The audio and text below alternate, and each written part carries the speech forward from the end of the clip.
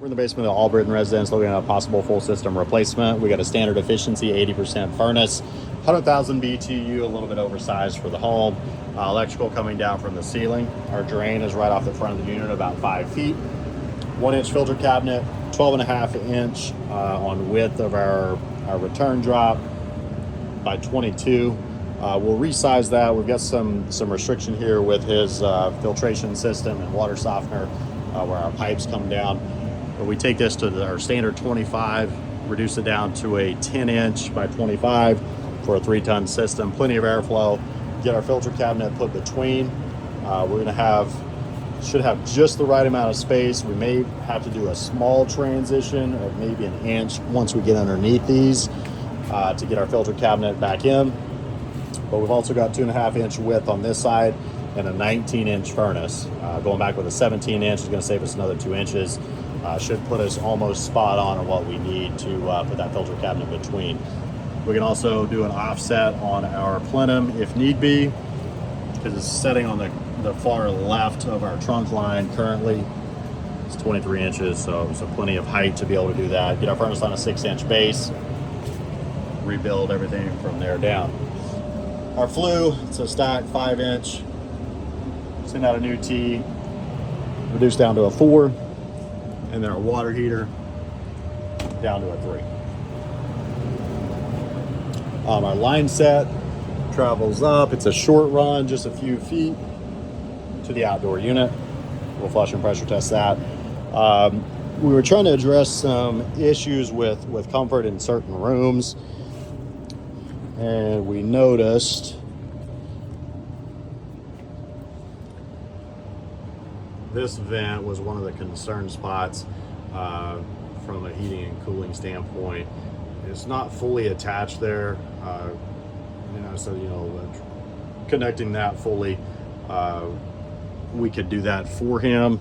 He said he would move all this stuff out just to make sure that we're not dumping any excess here in the basement. And then here on this side, the way that cobweb's moving, that one's probably not fully connected either.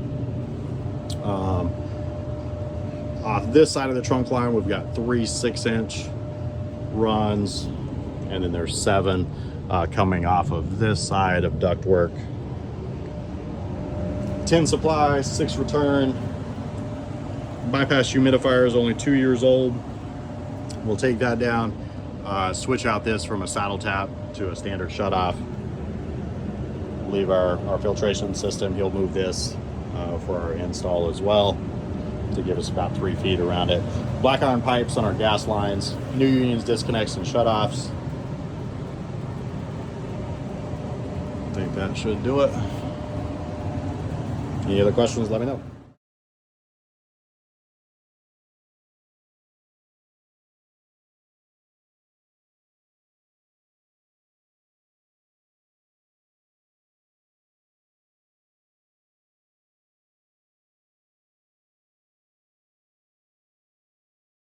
Outside the Albritton residence, looking at a possible full system replacement. Got a comfort maker. I think it's a 14 SEER, 2.5 ton. Can't tell. Motor numbers basically all worn off.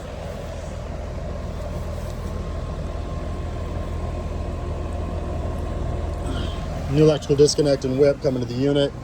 It's got a concrete pad, but as you can see, it started to lean backwards.